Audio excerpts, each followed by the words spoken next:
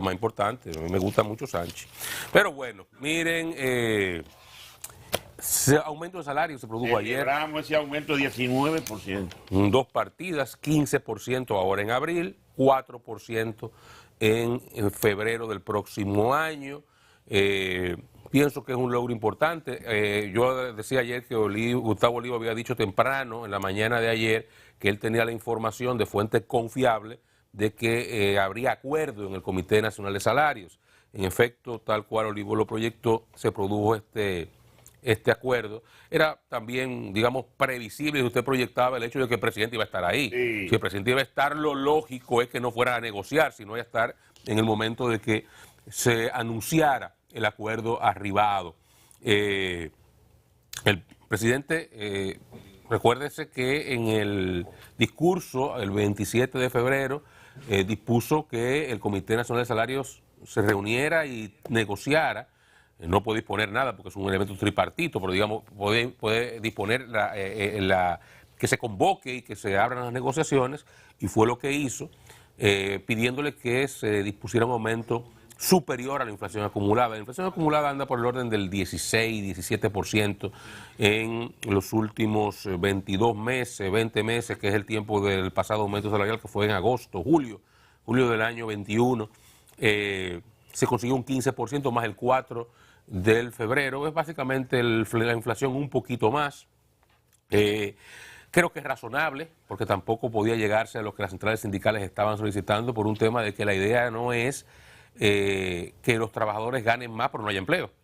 Hay que ver un balance, ¿verdad? Las empresas tienen que poder pagar esos salarios, y las empresas han estado también golpeadas por la inflación en su estructura de costos. Todo tiene que buscar un balance para que las empresas se mantengan abiertas y generando empleo, porque si no, entonces lo que sea básicamente en previsiones de seguridad social, previsiones de cesantías, previsiones de derechos adquiridos de los trabajadores, o sea, hay una serie de previsiones que el empleador debe hacer para que se colocan por encima de estos sueldos. Así que pienso que dentro de todo fue un paso importante el alcanzado. Sé que habrán situaciones que no satisfacirán a un sector de la clase obrera, entenderán que es poco. Otros, sobre todo en la parte relativa a la parte empleadora, entenderá que les dificulta mantener los empleos, pero creo que aquí hay un punto racional. El periódico Hoy, antes de darle el paso a mis compañeros con este tema, trae en portada un trabajo, una diagramación donde nos facilita dar la información de los nuevos salarios, con el 15%, que es lo que entra a partir de abril, a partir del día 1 del próximo mes. Dice nuevos salarios en empresas grandes. El detalle de la empresa grande lo podemos dar más adelante, pero tiene que ver con los inventarios, con las ventas anuales y con la cantidad de, bueno, básicamente eso, inventarios y ventas anuales creo que son, no la cantidad de empleados. En empresas grandes el salario es 24.150 el mínimo. Ya en febrero pasaría a 25.000 y alguito más. En empresas medianas el mínimo quedó establecido en 22.138. En empresas pequeñas en 14.835. Los aumentos aquí van en empresas grandes en el orden de 3.000 y algo de pesos, parecido también en empresas medianas. En empresas pequeñas estaba en unos 12.000 y algo, son 2.000 y algo de pesos de incremento. En microempresas, 13.685. En cuanto a los vigilantes privados, 19.837, y trabajadores del campo, 575 pesos por jornada. Especificar que estos son los salarios mínimos no sectorizados. Hay, según la ley, espacios que son sectorizados, zona franca, trabajadores turísticos, otros sectores de la economía que tienen especialidades en la definición salarial. Esto es todo lo demás que no está sectorizado, además de vigilantes privados, que es sectorizado y se incluyó ayer, y trabajadores del campo. Así que bueno, se anotó, como se dice, jugando baraja, ¿verdad? El presidente, un virao. Sí. Creo que obtuvo una importante conquista política que permite... Y en tiempo récord, sí, bueno. Él habló el 27 de febrero y ahora estamos a 9 de marzo. Así y no es así. Yo recordaba ayer que el presidente en agosto pidió a los trabajadores, a los empleadores que hicieron un esfuerzo por incrementar los salarios, y desde entonces se está negociando.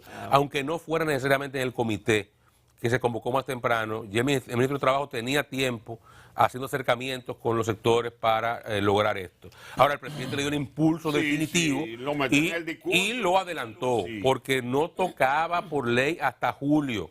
Aquí hay 3 meses de ganancias adicionales que se corrieron, y eso sí es una obra fundamentalmente de la gestión del presidente y de su equipo en el área de trabajo, que lograron ese adelanto del momento en el cual se produjera este incremento salarial. Bueno. Buenos días, compañeros, que vi que se integraron también allá en la Super 7. Lo de los salarios de los jornaleros del campo. Saludo allá. Freddy, buenos días, Freddy. Buenos días, Freddy. Buenos días, compañero. Buenos días, Freddy Sandoval. Don Freddy, ¿usted no quiere que hablen allá, Dani y yo? No. Adelante, Freddy. Sabía que se habían integrado. Pero le tocaba a ellos y usted no quiere Adelante, bueno, él quería hablar de la gente del campo, que le toca Adelante, fundamentalmente a él. Realmente yo soy rural, don Luis, tengo que referirme al salario de los jornaleros. Entonces dígale a Dani, aguante. ¿Se le paga lo mismo a los haitianos que a los dominicanos? Sí. Ellos, incluso los haitianos siempre piden más. Y ese salario no es real.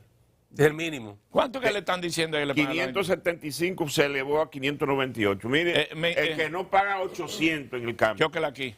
Pero ese es el mínimo. Chóquela ahí. Bueno. Eso es el mínimo. No es que usted no puede pagar menos de ahí. Pero es que no es que usted paga eso. Eso es el mínimo. Ayer la gente del campo ya exige 800 mínimo y la comida. ¿Transporte? Freddy, No, transporte. Freddy, lo que pasa es que ese salario lo establecieron gente que probablemente no sepa mucho de lo que pasa en el campo. En el caso suyo y de Luisín, que contratan trabajadores en el campo. ¿Y usted también? A mí me pasa también. Pero es que eso es mínimo, Dani. No, pero claro que yo sé que es mínimo. Lo que estoy diciendo es que lo que ocurre en la realidad es que hay un mínimo de 700 y 800 pesos. Es lo que ocurre en la realidad. Nadie le trabaja en el campo. Usted tiene que darle comida y tiene que transportarlos. Hay que irlo a buscar y hay que irlo a llevar. Por lo regular es lo que ocurre. En el caso que no hay transporte, bueno, esa gente 700 y 800 pesos. El mínimo real. Una cosa es el mínimo que ponen ahí un papel. Y otra cosa es lo que te exigen los trabajadores en el campo para poder darte un jornal de trabajo en el día. Eso que Freddy dice es exactamente lo que está pasando en el campo. Claro. Bueno, hay que poner un parámetro. Bueno, se puso un parámetro. Hay que poner un parámetro. El parámetro pero que se puso es ese mínimo, por ejemplo, de esas empresas, muchísimas empresas no pagan eso de mínimo, pagan muchísimo más. El mínimo es lo mínimo. Es que usted no puede pagar menos de ahí, innegociable. Eso es lo que digo, que yo pienso que el mínimo debió estar más aterrizado con respecto a lo que está ocurriendo. Realmente lo que está ocurriendo en el campo es totalmente distinto a eso, y es lo que Freddy dice. Yo lo vivo, Luisín lo vive también. Pero bueno, yo creo, como dice Oscar, que esto es una situación que no es que el presidente la logró del 27 de febrero al día de hoy, 9 de marzo. Es un asunto que venía en camino. Incluso yo recuerdo cuando se eligió a Laura Peña Izquierdo como presidenta del Consejo Directivo de la Confederación Patronal, que el primer anuncio que ella hizo después de su juramentación, y de eso hace ya aproximadamente un mes y algo, era que ella asumió el discurso de los patronos en el sentido de que estaban de acuerdo con la revisión del salario mínimo en el sector privado y que se estaba trabajando en eso.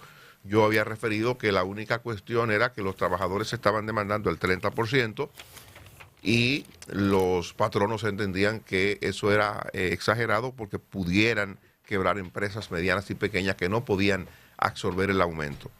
Oscar ha mencionado una cantidad de elementos importantes que es una razón muy poderosa para ver cómo algunas empresas, sobre todo medianas y pequeñas, pueden acogerse a esto por lo siguiente.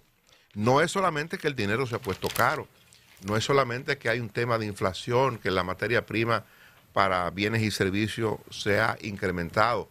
No, hay otra cuestión y es la relativa, un elemento importante que Oscar no ha referido y que yo agrego al cóctel que él ponía, es el precio de la energía eléctrica. Las empresas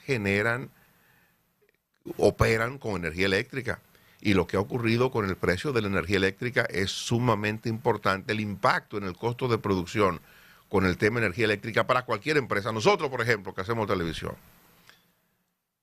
lo que estamos haciendo radio, lo que estamos manejando medios de comunicación, el impacto para esta industria es sumamente importante a nivel de la energía eléctrica, como la factura de la energía. Uno recoge aquí la queja de las personas, de los usuarios normales, de nosotros que tenemos que pagar luz en la casa.